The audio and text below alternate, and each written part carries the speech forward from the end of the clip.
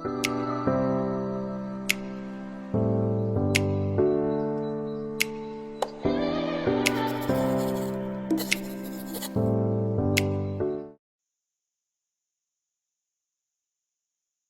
comentaba la semana pasada un hermano soltero de nuestra iglesia que nosotros debíamos cambiar el título de la serie que estamos tratando. La serie es Moldeando el carácter de nuestros hijos, y el hermano me decía que debíamos titularla Cambiando el carácter de los futuros padres, o en todo caso, pienso que deberíamos titularlo Cambiando el carácter de todos nosotros, porque de una forma u otra, las cosas que estamos tocando nos atañen a cada uno de nosotros, sea que seamos padres o sea que planeemos serlo, o en cualquier lugar donde nos encontremos en este momento por la gracia de Dios. No podremos dedicarnos a moldear el carácter de nuestros hijos si primero no nos dedicamos con ahínco a moldear nuestro propio carácter. De hacerlo de otro modo, seremos algo así como un analfabeto que está tratando de enseñar a alguien a leer. No solo podríamos ser acusados de hipocresía por estar tratando de que otros hagan lo que nosotros no estamos haciendo, sino que con toda justicia aún podríamos ser acusados de insensatez. No podemos dedicarnos a moldear el carácter de nuestros hijos si primero no nos dedicamos con ahínco a trabajar con nuestro propio carácter. De todos modos, esta serie llevará el mismo título que le pusimos originalmente, pero oraremos al Señor que continúe hablando a todos a través de los sermones. La semana pasada nosotros comenzamos a tratar con el tema del dominio propio y vimos básicamente dos cosas. A modo de introducción, ¿qué es el dominio propio? Y luego nuestro primer punto, el lugar central que esta gracia, esta virtud ocupa en la vida piadosa. Nosotros decíamos que el dominio propio es lo opuesto a la autoindulgencia, es lo opuesto al espíritu indisciplinado, impulsivo. Las personas que carecen de dominio propio tienden a la adicción de ciertas cosas, se caracterizan por ser adictos. Y hermanos, no nos estamos refiriendo únicamente a adicción al alcohol, adicción a las drogas o a cualquiera de los otros vicios que nosotros generalmente conocemos. Algunas personas no pueden ni siquiera moderar el uso de las amistades, por ejemplo. No pueden moderarla. Con mucha facilidad crean una dependencia emocional y se hacen adictos de otras personas. Esto es característico de la falta del dominio propio. ¿Qué nos dice la Escritura? Que tales individuos son como una ciudad derribada y sin muros. Así como los muros defendían las grandes ciudades, de la misma manera es el dominio propio que defiende el alma del hombre. Una persona que no posea dominio propio no tendrá defensa contra los ataques de sus corrupciones personales. Dice Charles Bridges en su comentario de Proverbios lo siguiente acerca de este texto. Aquel que no gobierna su espíritu es una presa fácil del invasor. Cualquiera puede irritarlo y atormentarlo. Se rinde en el primer ataque de sus pasiones descontroladas sin ofrecer resistencia. Al no tener disciplina interior, la tentación se convierte en ocasión de pecado y lo conduce a extremos que él no había contemplado. Ese es el problema de la falta de dominio propio. Conduce a extremos que la persona no había contemplado al principio. Las personas que carecen de dominio propio también se caracterizan por ser impulsivas. Actúan por impulso, hablan por impulso. La Escritura los describe como espíritus sin rienda. Espíritus sin rienda. Y la idea es la de una bestia sin control. Yo no sé cuántos de ustedes han tenido la experiencia de estar encima de un caballo desbocado o de un caballo mañoso, difícil de controlar. Cuando uno está encima de una bestia como esa, el corazón se acelera, porque uno sabe que está corriendo un riesgo. De un modo u otro, uno está corriendo un riesgo encima de una bestia sin control. Lo mismo ocurre con las personas impulsivas. Uno nunca sabe con lo que van a salir en los próximos momentos. Y ponen a uno nervioso. Uno nunca sabe lo que van a decir, ni cómo lo van a decir, ni cuándo van a decirlo. Son como una bestia sin control. No tienen riendas en su espíritu. Y uno sabe que al lado de esas personas uno está corriendo un riesgo todo el tiempo. ¿Qué es entonces el dominio propio? Decíamos la semana pasada que el dominio propio es actuar por principios bíblicos independientemente de lo que sintamos o de lo que deseemos internamente. Eso es dominio propio. En otras palabras, esta gracia es el predominio de los principios bíblicos sobre los sentimientos y deseos. Jerry Bridges, que no es ni siquiera pariente de Charles Bridges, dice en su libro La devoción a Dios en acción, que el dominio propio es el ejercicio de la fortaleza interior bajo la dirección del buen juicio que nos permite hacer, pensar y decir las cosas que agradan a Dios. Esto es dominio propio. Es una fortaleza interior mezclada con buen juicio. Y esa fortaleza interior mezclada con el buen juicio nos permite pensar, hacer y decir únicamente aquellas cosas que agradan a Dios. Así que el hombre que posee dominio propio, aunque no deja de experimentar la lucha que todos tenemos con la corrupción que aún mora en nosotros, aunque tiene lucha con los malos pensamientos, sus deseos, sus pensamientos, sus emociones están bajo el control de los principios bíblicos. Esta persona tiene lucha, igual que usted, igual que yo. La diferencia es que los pensamientos, deseos y emociones de esta persona están bajo el control de los principios escriturales. Eso es dominio propio. O sea que a la hora de actuar, esta persona no se pregunta primero, ¿qué deseo hacer? ¿Qué me gustaría hacer? No. La persona que tiene dominio propio se pregunta primero, ¿qué dice Dios? ¿Qué desea Dios? ¿Qué quiere Dios? ¿Qué opina Dios?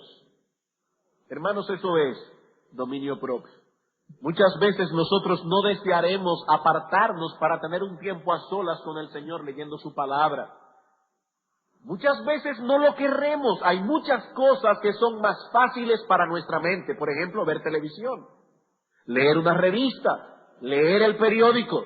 Aún leer un buen libro cristiano es más fácil que leer la Escritura misma. ¿Qué debemos hacer en ese caso? Debemos subyugar el deseo y hacer lo que debemos hacer aunque no lo deseemos. Ah, hermano, pero eso no es hipocresía, no, eso es obediencia. No debemos confundir hipocresía con obediencia. Eso es obediencia. Y mientras más espiritual sea una actividad, más resistencia encontraremos en nuestra carne. ¿Por qué? Porque nuestra carne está llena de deseos que son antagónicos a Dios. Santiago nos dice en su carta que nosotros tenemos deseos que nos atraen y seducen. Pedro nos dice que esos deseos batallan contra nuestra alma, y el apóstol Pablo nos dice en Efesios que esos deseos son engañosos.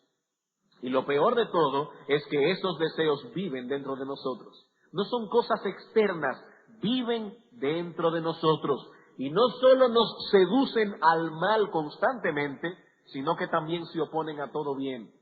¿Qué dice el apóstol Pablo? Cuando quiero hacer el bien, descubro esta ley, que el mal está en mí. La corrupción que mora en nosotros se activa con más violencia y con más ímpetu, precisamente cuando deseamos hacer el bien.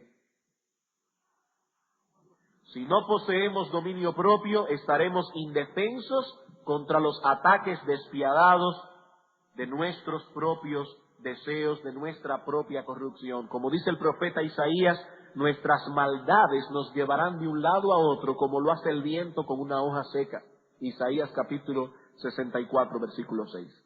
Así que el dominio propio, hermanos, ocupa un lugar central en la vida piadosa. Ya vimos lo que es dominio propio, ya vimos el lugar tan importante que ocupa en la vida de piedad. Lo que vamos a hacer ahora es aplicar esta enseñanza en 5 áreas específicas que son las que más batalla nos darán en el trabajo con nuestros hijos. Nosotros queremos que nuestros hijos desarrollen ese control interior, pero hay 5 áreas que nos van a dar mucho trabajo, las que más batallas nos darán. Primero, el comer. Segundo, el dominio de las emociones. Tercero, el dominio de la lengua. Cuarto, el uso del tiempo. Quinto, el uso de las posesiones. Y hermanos, yo espero que antes de abril yo pueda terminar con estas 5 cosas. Es lo que me he propuesto. El dominio en el comer, el dominio en las emociones, la lengua, el uso del tiempo y el uso de las posesiones. Toda la noche de hoy vamos a pasarlo viendo el primero, el dominio propio en el comer. Y antes de pasar a considerar este asunto, quisiera dar crédito especial al puritano Richard Baxter, ya que estaremos usando ampliamente su directorio cristiano al tratar con este punto específico. Vamos a Proverbios capítulo 23. Proverbios capítulo 23 y vamos a leer varios versículos de ese capítulo. Proverbios capítulo 23, primero los versículos 1 al 3. Versículos 1 al 3. Aquí encontramos a un padre piadoso aconsejando a su hijo a tener bajo control una serie de apetitos que hay en todos nosotros. Dice Salomón aquí, cuando te sientes a comer con algún señor, considera bien lo que está delante de ti y pon cuchillo a tu garganta. Si tienes gran apetito, no codicies sus manjares delicados, porque es pan engañoso. Versículo 19 al 21. Oye, hijo mío, y sé sabio, y endereza tu corazón al camino. No estés con los bebedores de vino, ni con los comedores de carne, porque el bebedor y el comilón empobrecerán, y el sueño hará vestir vestidos rotos. Versículos 26 al 28. Dame, hijo mío, tu corazón, y miren tus ojos por mis caminos, porque abismo profundo es la ramera, y pozo angosto la extraña. También ella como robadora acecha, y multiplica entre los hombres los prevaricadores. Hay varias cosas que seducen nuestros apetitos y que nos llevan a la destrucción. Y el Salomón aquí, bajo la influencia y la inspiración del Espíritu Santo, menciona 3. La comida, la bebida y los impulsos sexuales. No vamos a tratar aquí por el momento con estas 3 cosas, pero lo que deseo que noten esta noche es la conexión que encontramos en las Escrituras entre estas 3 áreas de excesos. Hay una conexión en la Escritura entre estas 3 áreas de exceso. Exceso en el comer, exceso en el beber, exceso en los impulsos sexuales. Ninguna de estas cosas, debo aclarar, son malas en sí mismas. Ninguna de estas cosas que aparecen en el texto son malas per se, malas en sí mismas. Pero aquí se está hablando de ellas, del disfrute de ellas en el terreno de lo ilícito. Estamos hablando de falta de moderación, del uso excesivo de los placeres corporales. Noten la conexión. Versículo 20 y 21, no estés con los bebedores de vino. Cuídate de los glotones. Versículo 27, cuídate de la ramera. Hay una conexión en todo el capítulo. Hermanos, probablemente, lo más seguro, ninguno aquí tendrá que lidiar con el problema de que su hijo de 3 años es dado a la bebida. Probablemente ninguno aquí tenga problema porque su hijo de 2 o 3 años es dado a los excesos sensuales. Pero debemos saber que existe una estrecha conexión entre estas cosas. Si no les controlamos ahora sus apetitos por la comida, a medida que pase el tiempo, sus apetitos irán creciendo, sus apetitos irán diversificándose y eventualmente nosotros veremos cómo nuestros hijos se hunden poco a poco en el abismo de sus propios deseos pecaminosos. Al principio va a ser problema con la comida, con el hablar, con el dormir, pero a medida que nuestros hijos van creciendo, sus apetitos van creciendo también, sus apetitos se van diversificándose. Así que nuestros hijos deben saber que existe un control en el uso de las cosas lícitas. Es lícito comer, es lícito beber, es lícito hablar, es lícito dormir, pero nuestros hijos deben saber que existe un control en el uso de las cosas lícitas. Hermanos, es lícito que disfrutemos de una comida que nos gusta. Eso es lícito. Recuerden que la Escritura no promueve el ascetismo, sino que más bien lo condena severamente. En 1 de Timoteo, capítulo 4, versículos 1 al 3, hay una condena explícita al ascetismo. Pero el Espíritu dice claramente que en los postreros tiempos algunos apostatarán de la fe, escuchando a espíritus engañadores y a doctrina de demonios, por la hipocresía de mentirosos que teniendo cauterizada la conciencia prohibirán casarse y mandarán abstenerse de alimentos que Dios creó para que con acción de gracias participasen de ellos los creyentes y los que han conocido la verdad. Recientemente celebramos aquí en nuestro país el miércoles de ceniza. ¿Dónde dice la Escritura que el miércoles de ceniza no se come carne? ¿Qué dice el texto? Prohibirán casarse y mandarán abstenerse de alimentos que Dios creó.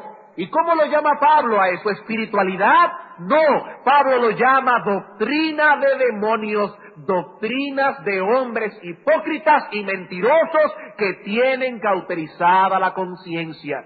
Hermanos, Dios no ha mandado a nadie a quedarse soltero para servir a Dios. Dios no nos manda a restringirnos de ningún tipo de alimento. Todo lo que Dios creó es bueno, nada es de desecharse en ninguna época del año. Y dice la Escritura que Dios creó cosas placenteras. Dios creó cosas placenteras y proveyó al hombre no solamente de apetito por esas cosas, sino también de capacidad para disfrutar de esas cosas. Dios nos dio 5 sentidos, no 1, no 2, 5 nos dio para que podamos percibir una variedad de placeres en las cosas que nos agradan. Dios no hizo un hombre asceta, Dios hizo un hombre en medio de un mundo que lo colmó de bendiciones y le dio capacidad al hombre para disfrutar y bendecir a Dios por esas bendiciones. En Génesis capítulo 2, versículo 9, encontramos a Adán antes de la caída, en el Edén, en el huerto de Dios. ¿Y qué dice el texto? Jehová Dios hizo nacer de la tierra todo árbol delicioso a la vista y bueno para comer.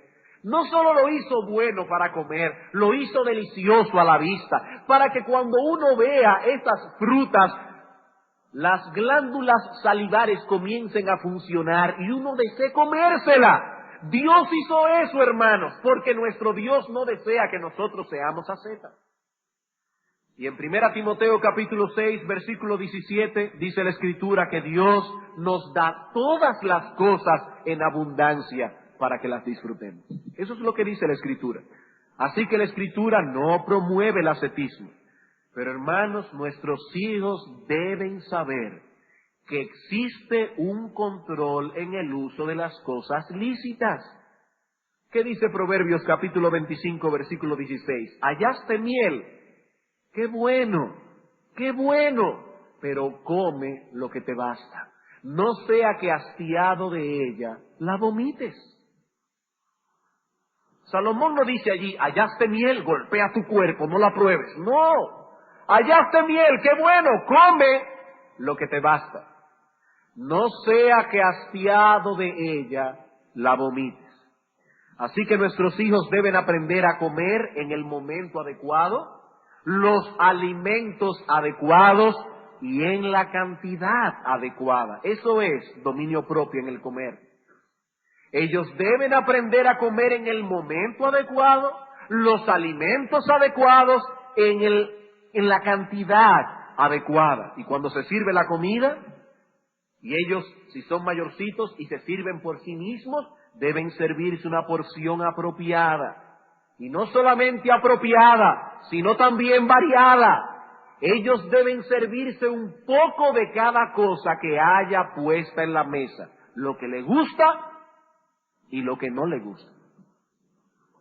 Hermanos, no son nuestros hijos los que han de decidir cuál ha de ser su régimen alimenticio. Nosotros los padres controlamos eso. Ese es nuestro deber. Ahora, por supuesto, padres, Por supuesto, padres, se está esperando de ustedes que van a hacer lo mismo. A mí no me gusta la zanahoria. Y cuando en casa se hace zanahoria, hay que comer zanahoria, aunque sea una rebanada. Yo no puedo darle mal ejemplo a mis hijos. Es todo lo que se pone en la mesa, ellos han de comer. A los niños que no se les enseña a comer de ese modo, crecen como unos mañosos. Y cuando se casan le dan mucho trabajo a las esposas. Son mañosos. Los padres no se ocuparon de ellos, pero hay algo más. Hay algo más. El niño no solo debe aprender cuándo, cuánto y qué comer, sino también cómo comérselo. No solo cuánto, cuándo y qué, sino cómo. Cómo ha de comérselo. El sentarse en una mesa a devorar los alimentos no es precisamente dominio propio en el comer. Así que nuestros hijos deben aprender a sentarse con calma, esperar que demos gracias a Dios por los alimentos y luego comenzar a comer en una forma ordenada. Hermanos, esto no tiene que ver solamente con las reglas de la buena costumbre, esto tiene que ver con la piedad. Esto tiene que ver con la piedad, es dominio propio. La tendencia de algunos niños a sentarse en la mesa y comenzar a comer hasta con las manos. ¡Ah! Hermanos, eso no solamente es desagradable, eso es falta de dominio propio. Es algo más que mala educación, es glotonería. Es glotonería. Y una vez más aquí el ejemplo de los padres es vital. Si nosotros no podemos controlar nuestros propios apetitos, ¿cómo controlaremos el de nuestros hijos? Si no podemos con el nuestro. Hermanos, la glotonería es un pecado, y la Escritura nos advierte que debemos cuidarnos de esta maldad.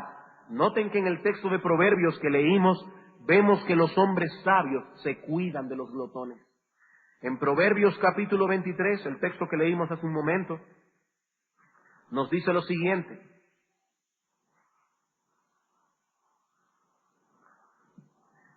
oye, hijo mío, y sé sabio, y endereza tu corazón al camino. No estés con los bebedores de vinos, ni con los comedores de carne. Hijo mío, sé sabio, no te hagas amigos de glotones. Y en Proverbios capítulo 28 encontramos la misma idea. Proverbios 28:7, el que guarda la ley es hijo prudente, mas el que es compañero de glotones avergüenza a su padre. El hombre sabio, la mujer sabia no se asocia con glotones. Y dice aquí que el amigo de glotones acaba avergonzando a su padre. En Romanos capítulo 13, versículo 13 se nos dice que la glotonería caracteriza a los hijos de las tinieblas. Y en ese texto se equipara a la borrachera, a la lujuria, a la envidia y a los pleitos. Ese chiste que oímos algunas veces de que los evangélicos no beben ni fuman, pero comen, hermanos, ese chiste es muy desagradable. Es muy desagradable. La glotonería en Romanos capítulo 13, versículo 13, es equiparada a la borrachera, la lujuria, la envidia y los pleitos. Y en Eclesiastés capítulo 10 se nos dice que una nación gobernada por glotones ha caído en una desgracia. En Eclesiastés capítulo 10, versículos 16 y 17 dice: ay de ti, tierra, cuando tu rey es muchacho y tus príncipes banquetean de mañana. Bienaventurada tu tierra, cuando tu rey es hijo de nobles y tus príncipes comen a su hora para reponer sus fuerzas, no para beber. Dice, qué bienaventurada es una nación cuando sus gobernantes comen a su hora y no como bestias salvajes, sino para reponer las fuerzas que han perdido.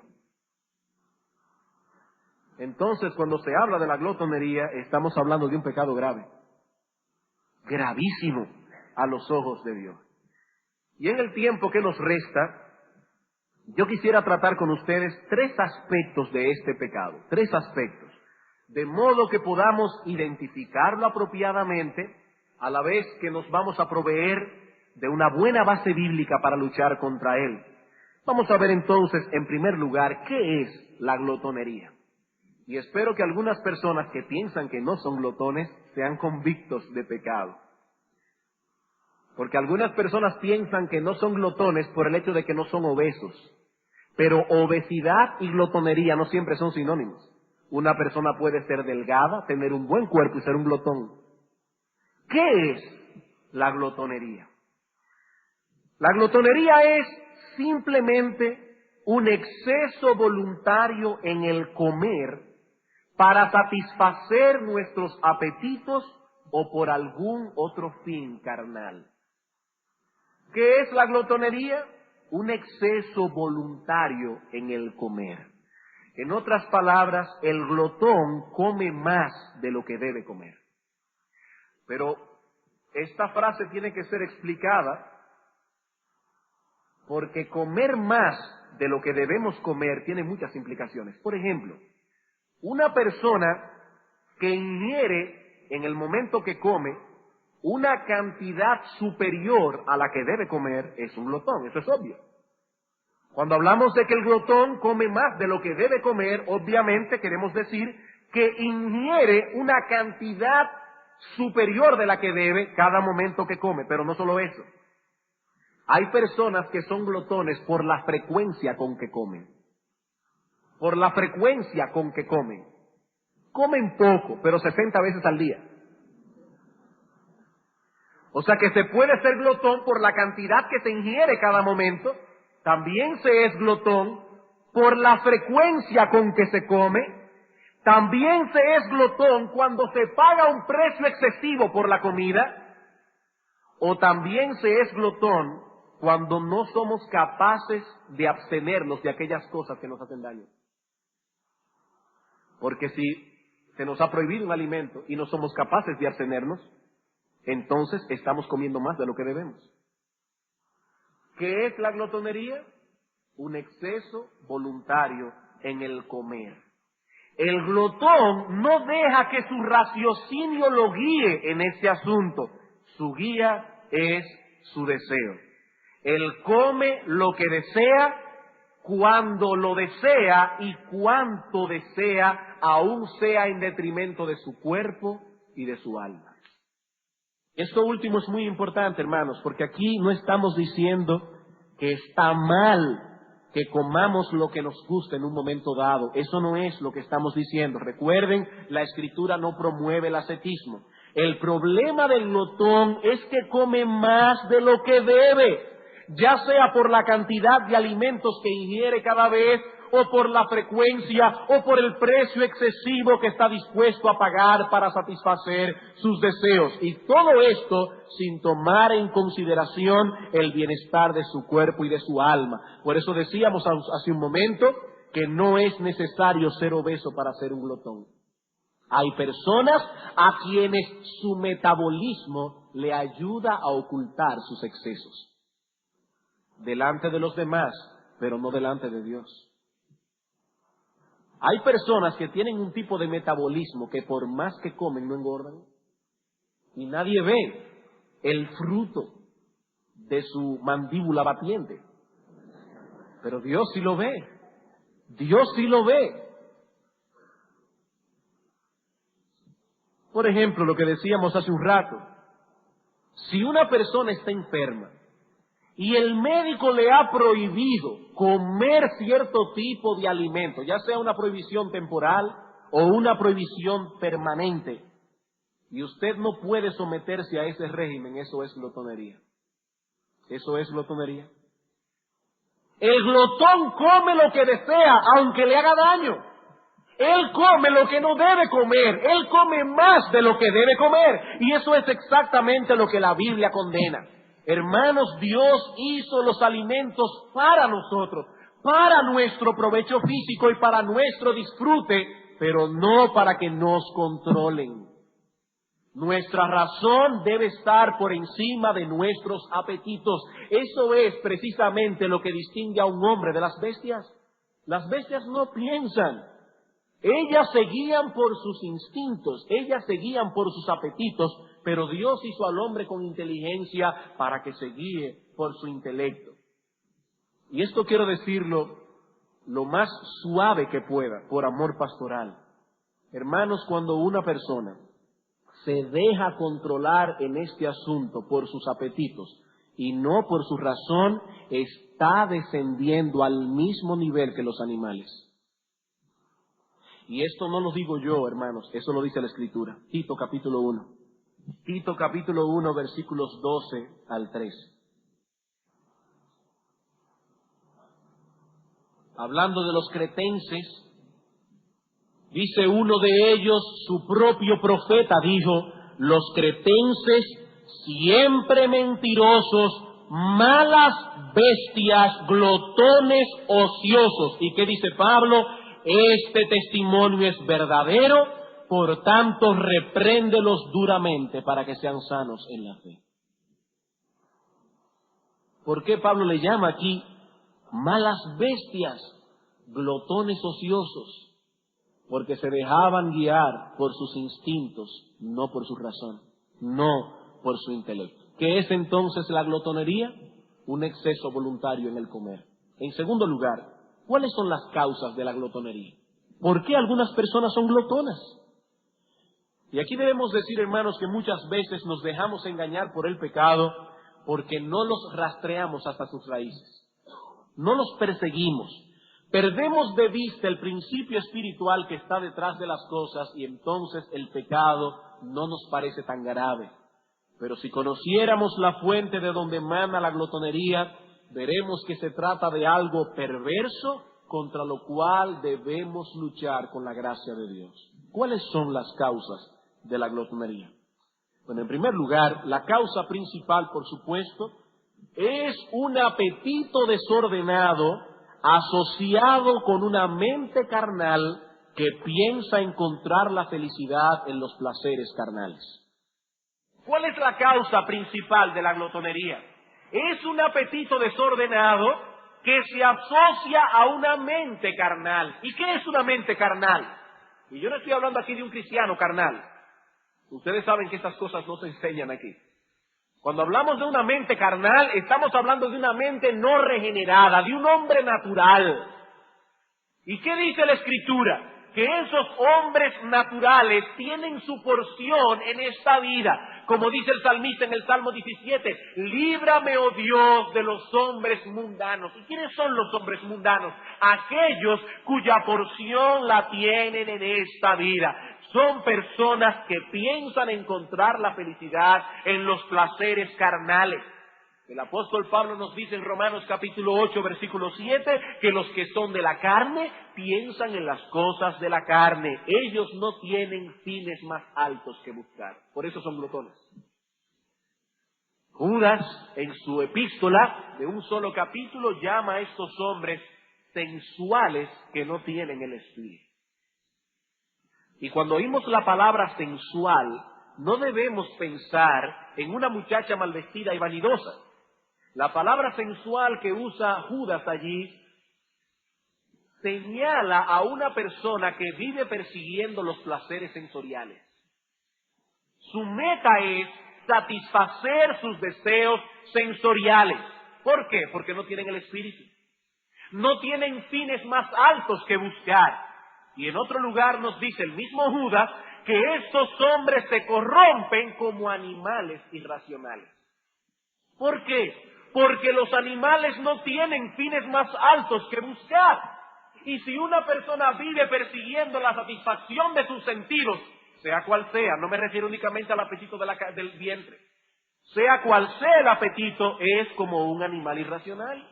Y la glotonería nace de una carencia de apetitos espirituales.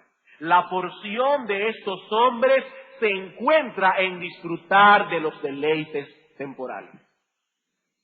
Pero hermano, eso es en el caso de un inconverso. ¿Pero y qué en el caso de un cristiano? Bueno, en el caso de un creyente que ha caído en las garras de la glotonería, eso es un síntoma inequívoco de que se posee una fe débil y un intelecto débil.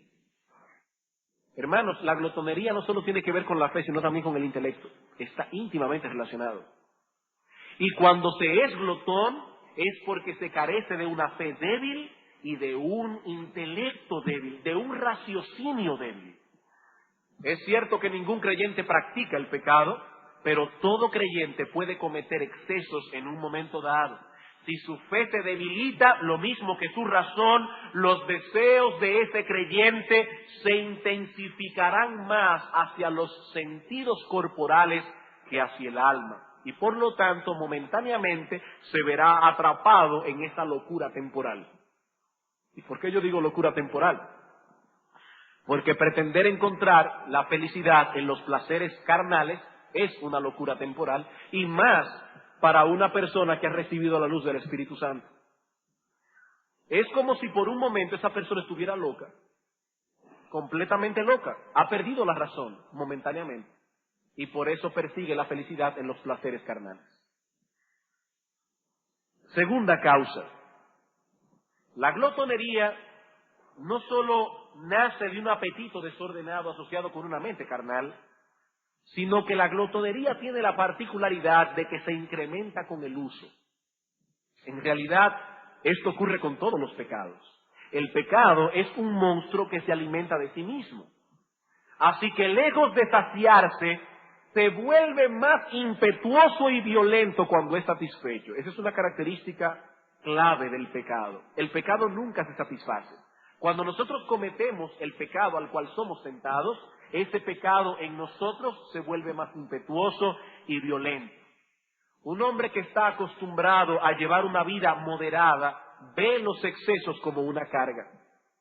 Si está acostumbrado a llevar una vida moderada, ese tipo de hombre, ese tipo de mujer, hasta se le quita el hambre cuando ve mucha comida junta, porque no está acostumbrado a comer así. Lleva una vida moderada. Ese apetito ha sido mortificado, pero no así el glotón. Por más que come, su apetito nunca se calma, sino que lo va sumergiendo cada vez más y más en sus excesos. Tercero, la pereza y la falta de diligencia en el llamamiento que Dios ha dado a cada uno en particular es un factor que influye también en la glotonería. Noten que en el texto de Proverbios que leímos en el capítulo 23, se asocia la glotonería con el mucho dormir. Dice Proverbios 23, 19 al 21, oye, hijo mío, y sé sabio, y endereza tu corazón al camino. No estés con los bebedores de vino ni con los comedores de carne, porque el bebedor y el comilón empobrecerán, y el sueño hará vestir vestidos rotos. Claro, aquí no se está hablando de un sueño normal. Aquí se está hablando de la persona que es muy dado al dormir. La pereza y la glotonería están íntimamente relacionadas. Dice Richard Baxter, a pesar de que el trabajo nos provee de un apetito saludable, aún así también es un buen remedio para la mente bestial y sensual. Un hombre que trabaja como debe trabajar va a tener apetito, y un apetito saludable. Pero lo interesante es que el trabajo al mismo tiempo lo va a curar de tener un apetito bestial. Él va a tener buen apetito, pero no glotonería. Esa es una característica del trabajo. Pero no así las personas perezosas.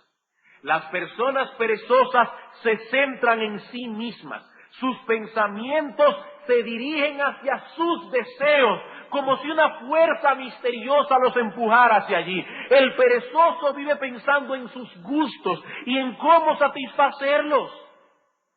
Ay, yo quisiera comer esto, y ustedes ven que se ponen ansiosos porque quieren comer algo. No es un deseo lícito, un deseo quieto, tranquilo, que si es satisfecho, bien, y si no es satisfecho, también. No, es un deseo impetuoso, violento. ¿Por qué? Porque es un perezoso. Es un perezoso, y sus pensamientos giran en torno a esas cosas todo el tiempo. El hombre que está interesado en llevar a cabo la tarea que Dios le ha dado no tiene tiempo para pensar en estas cosas. O por lo menos no tendrá mucho tiempo para pensar en ellas. Otra vez dice Baxter, aquel que permanece cerca de sus estudios Y él no se está refiriendo en el contexto a un universitario o a un colegial, sino a alguien que está ocupado en desarrollar la vocación que Dios le ha dado.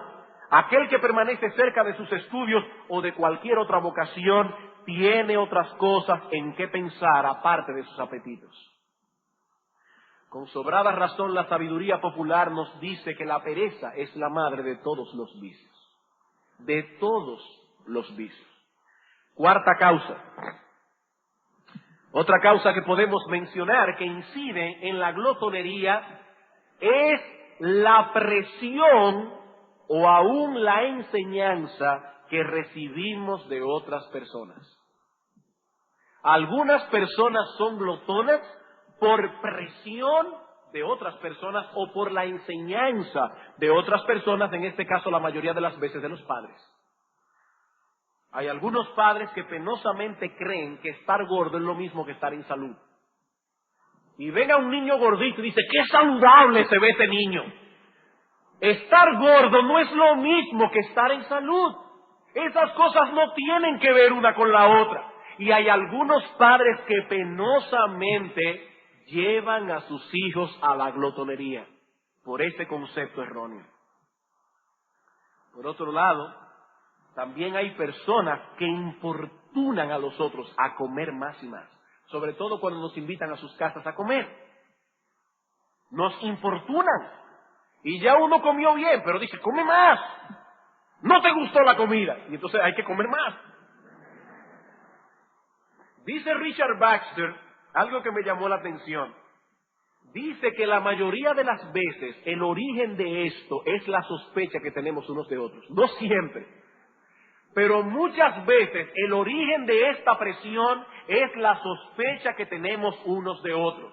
El que es invitado sospecha que no es bienvenido si no se les insiste que coma más. Y por supuesto el que invita, para no tener sospecha, insiste en que coman más, para que la persona crea que él es bienvenido. ¿Qué pasa? Que finalmente terminan todos comiendo más de lo que deben comer. Hermanos, sabemos que hay personas tímidas a quienes debemos estimular para que coman lo que es debido.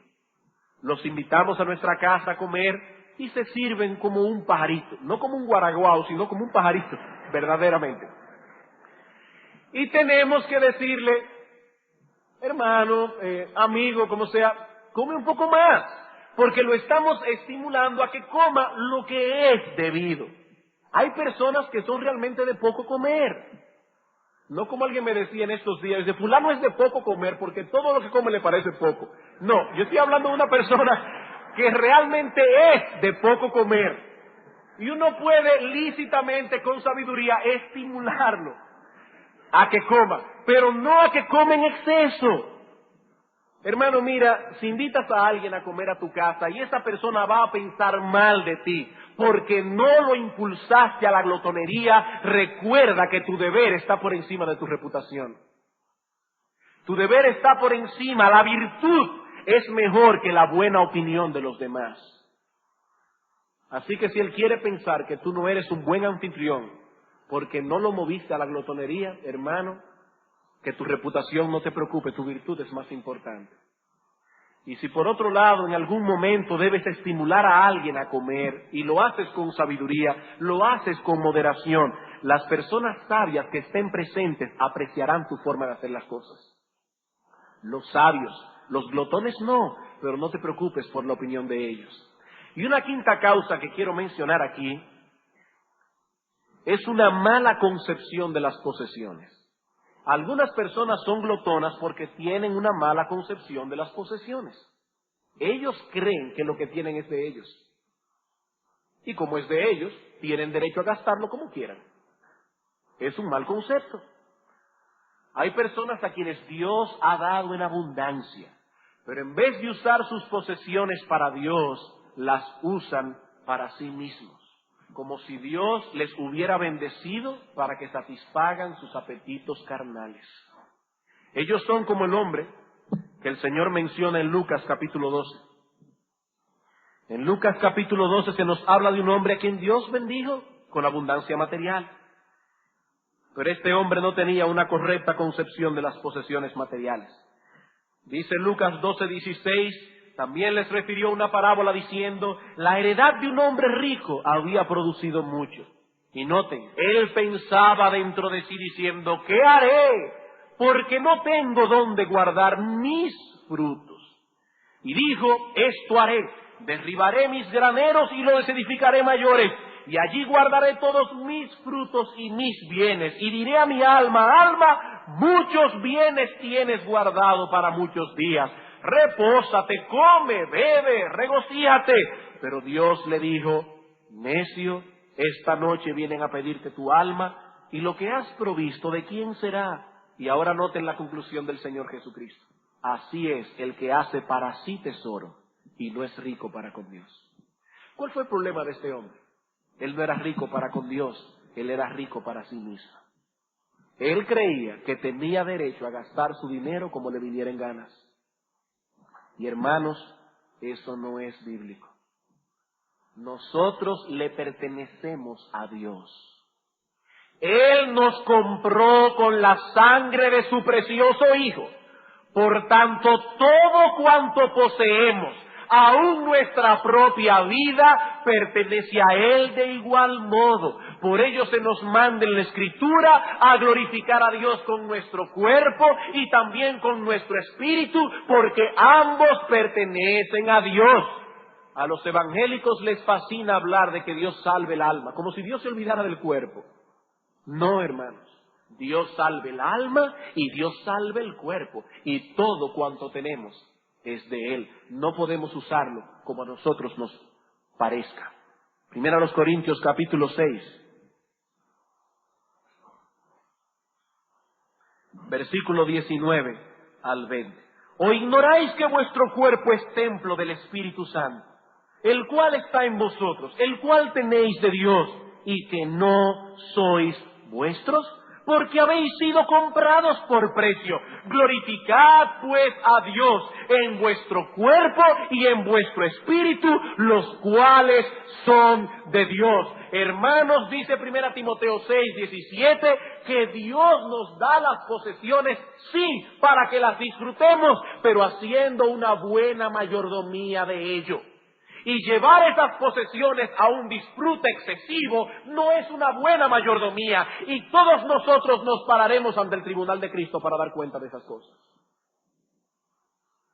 Y allí temblarán aquellos que usaron la abundancia para satisfacer sus deseos carnales, porque Dios nos da las cosas para que las disfrutemos, pero no para que hagamos un ídolo de ellas. No para que hagamos un ídolo de ellas. ¿Por qué algunas personas son glotonas? Porque ellos creen que tienen derecho a usar el dinero que Dios les da para gastarlo en excesos.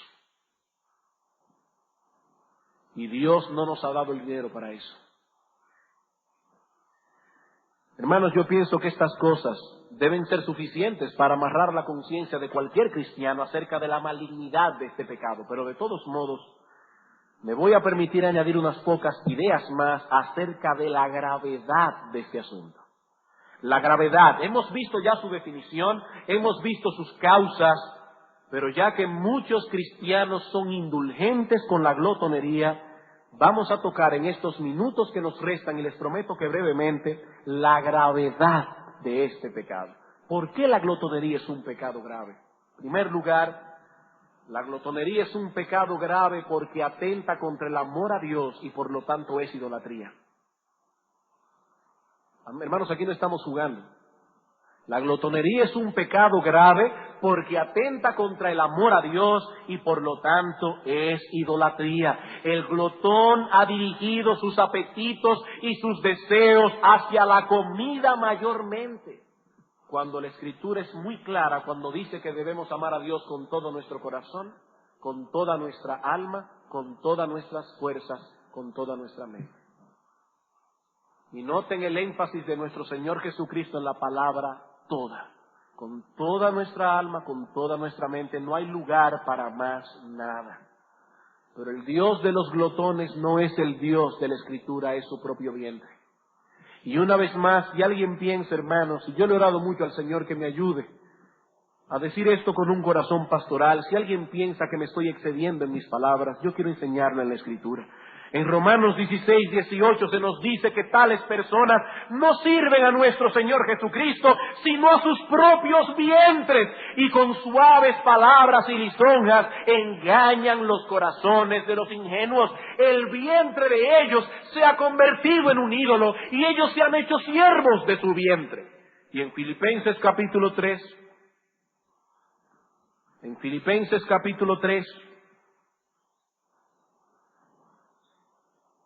versículo 18 dice: porque por ahí andan muchos, de los cuales os dije muchas veces y aún ahora lo digo llorando, que son enemigos de la cruz de Cristo, el fin de los cuales será perdición, cuyo Dios es el vientre y cuya gloria es su vergüenza, que solo piensan en lo terrenal. Solo piensan en lo terrenal. Su mayor placer consiste en agradar a su vientre. Sus pensamientos giran más en torno a la comida que en torno a Dios.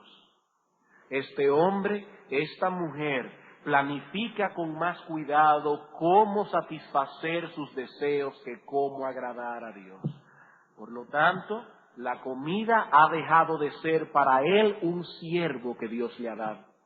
Hermanos, la comida es un siervo que Dios nos ha dado, para que nosotros nutramos nuestra vida física, aún para que nos deleitemos en ella.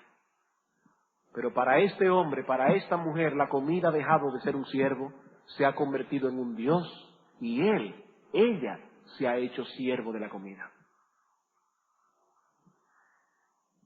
En segundo lugar, la glotonería es un pecado grave porque es un suicidio. La glotonería es un pecado grave porque es un suicidio. No nos mata inmediatamente, pero nos matará seguramente. No nos matará inmediatamente, pero lo hará seguramente. Y la ley de Dios es muy clara cuando dice: no matarás, no matarás. ¿Y qué incluye el no matarás? Me voy a permitir leer aquí lo que dice el Catecismo Mayor de Westminster al respecto. ¿Cuáles son los pecados prohibidos en el sexto mandamiento? No matarás. Respuesta: los pecados prohibidos en el sexto mandamiento son el quitarnos la vida o quitársela a otros, a no ser un caso de justicia pública, de guerra lícita o de defensa necesaria. 2. La negligencia en el uso de los medios necesarios para preservar la vida o el desprecio de ellos. 3. El enojo pecaminoso, el odio y la envidia, el deseo de venganza, toda ira excesiva está prohibida. 4. Oigan esto: el uso inmoderado de la comida o bebida, trabajo y recreaciones está prohibido en el sexto mandamiento. ¿Por qué? Porque si Dios dice no matarás, nos está ordenando al mismo tiempo: preserva tu vida, preserva tu vida. Generalmente la glotonería no es la causa inmediata de la muerte de mucha gente, pero sí la principal. Sí la principal. Son muchas las complicaciones físicas que acarrea la glotonería. Esta no es una cátedra de medicina, pero yo confío en que la mayoría sabe que es así. Y si usted no sabe que es así, pregúntele a un médico. Y usted verá la cantidad de complicaciones que uno se busca por glotón. Y aunque algunos glotones viven una larga vida, aún así lo hacen con muchos inconvenientes. Y uno de los deberes del creyente es mantener su cuerpo en la mejor forma posible para el servicio de Dios. Mi cuerpo me lo dieron para servir a Dios, y yo debo mantenerlo en la mejor forma posible. Tercero, la glotonería es un pecado grave por cuanto es un enemigo mortal de la mente y del intelecto. La glotonería es un pecado grave porque es un enemigo mortal de la mente y del intelecto. Y en Romanos capítulo 12 se nos dice que debemos poner nuestra razón al servicio de Dios. Nuestro Dios es un ser racional y Él exige de nosotros un servicio racional. Y la glotonería dificulta la mente para dedicarnos con ahínco y profundidad al estudio serio de las cosas. El mucho comer hace que la mente tienda a dormitar. Uno se pone como flojo, como que uno no piensa. ¿Por qué? Por el mucho comer. Por eso es que la glotonería y la pereza usualmente caminan juntos. No siempre, pero usualmente. Tanto el cuerpo como la mente se tornan pesados por causa de la glotonería. Cuarto, la glotonería es un pecado grave porque alimenta otras corrupciones. Esto ya lo vimos antes. El exceso en el comer está relacionado en la Escritura con el exceso en el beber, el exceso en el dormir y en los placeres sexuales ilícitos. Ezequiel capítulo 16. Ezequiel capítulo 16, versículo 49. He aquí que esta fue la maldad de Sodoma, tu hermana. ¿Cuál fue la maldad de Sodoma? Soberbia, saciedad de pan, abundancia de ociosidad.